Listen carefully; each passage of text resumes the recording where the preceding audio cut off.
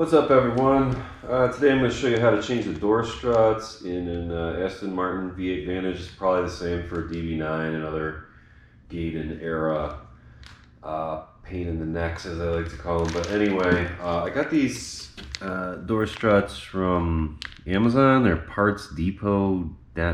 They're not authentic Aston parts, but I heard they work fine. The door itself, you know, it's fine on a flat surface, but you know, if it's any sort of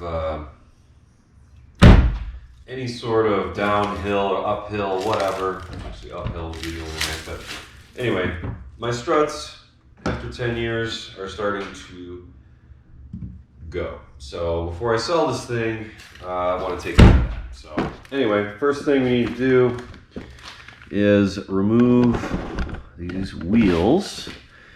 And in order to do that, I got to put the car on a lift. So I'm going to do that. And then once you get the wheels removed, the next step is to remove the wheel liner.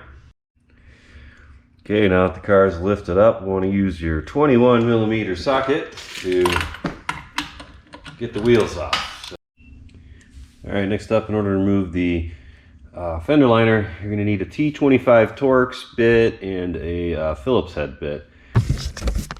As you can see, the ball end is right here, and it kind of goes through all the way back there. In order to get way back in there where the other side of the ball joint is, you can see here there's a little thing that you need to get underneath to pry off, and then it just kind of holds itself in. So anyway, a straight pick or a very long and very thin flathead screwdriver should do the trick. To put these back on, they go like so, with the long part attaching to the door, the short part attaching to the frame or body or whatever this is here. All you have to do is pop the ends on the door side first, and then have your helper slowly open the door so that you can then pop the end of the frame side right on, and they just pop right on. You don't have to do anything other than just push on them, and then they lock in place.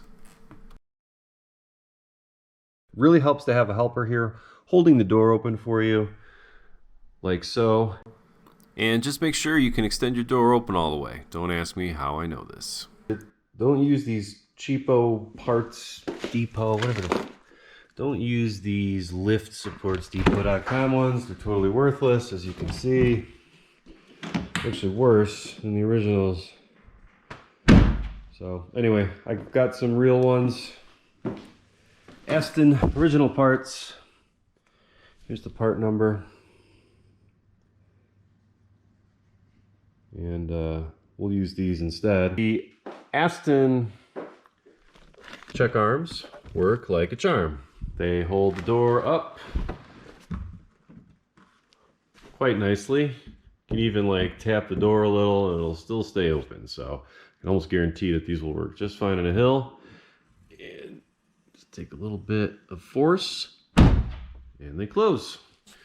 Installation is identical for the other side, so nothing to see there. So anyway, thanks for watching. If you got any questions, leave a comment below.